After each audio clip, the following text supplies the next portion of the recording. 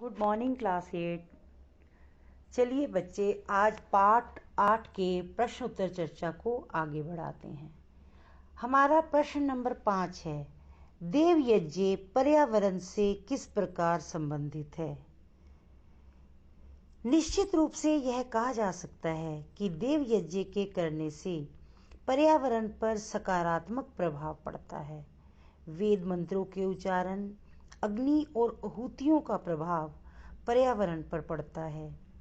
देव यज्ञ करने से वृष्टि, वर्षा तथा जल की शुद्धि होकर वर्षा होती है और अन्न, फल आदि की वृद्धि होकर संसार को सुख और आरोग्य प्राप्त होता है। प्रश्न नंबर 6 है, अभिवादनशील को किन 4 वस्तुओं की प्राप्ति होती है। बच्चों, जो अभिवादनशील है और वृद्धों की नित्य सेवा करता है, उसकी आयु, विद्या, यश और बल, ये 4 चीजें बढ़ जाती हैं। महाभारत के यक्ष युधिष्ठिर संवाद में युधिष्ठिर जी ने कहा है कि वृद्धों की सेवा करने से मनुष्य आर्य बुद्धि वाला होता है। कहते भी हैं, अभिवादनशीलस्य नित्यं वृद्धोपसेविनः चत्वारि तस्य वर्धन्ते आयुर्विद्या यशोबलम्।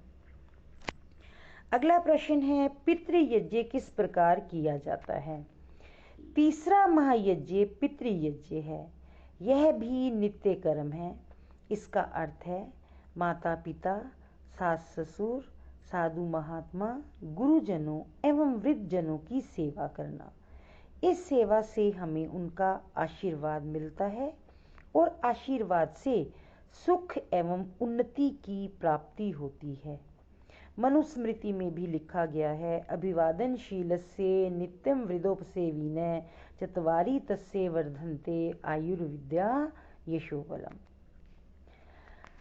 अगला प्रश्न है, अतिथि यज्ञ और बलि वैश्व देव यज्ञ की विधियों का उल्लेख कीजिए। बच्चों, चौथा महायज्ञ कहा जाने वाला नित्य कर्म अतिथि यज्ञ है।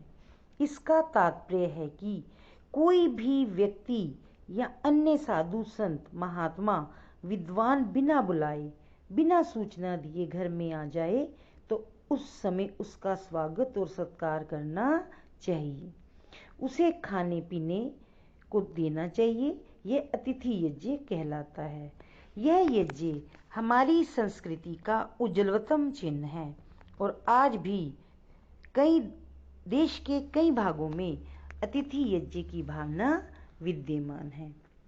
अतिथि यज्ञ के आदर्श राजा रंती देव को समझा जाता है। लास्ट यज्ञ है हमारा बलि वैश्व देव यज्ञ। इसका अर्थ है अतिथि यज्ञ के पश्चात 5वां महायज्ञ कहा जाने वाला बलि वैश्व देव यज्ञ है। यह यज्ञ भी नित्य कर्म के अंतर्गत आता है। इस यज्ञ में धरती पर रहने वाले समस्त प्राणियों के कल्याण के लिए प्रयत्न करना और प्रभु से प्रार्थना करना, स्वयं भोजन करने से पूर्व यज्ञ की अग्नि में या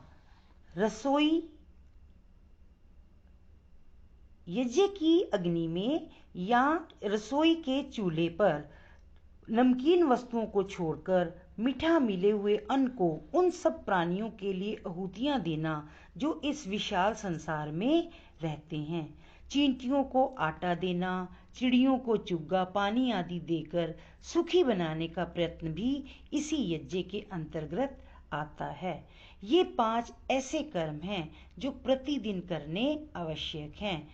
इनके करने में एक दिन भी रुकावट नहीं आनी चाहिए और समस्त प्राणीजन के कल्याण के लिए इस यज्ञ को अवश्य करना चाहिए।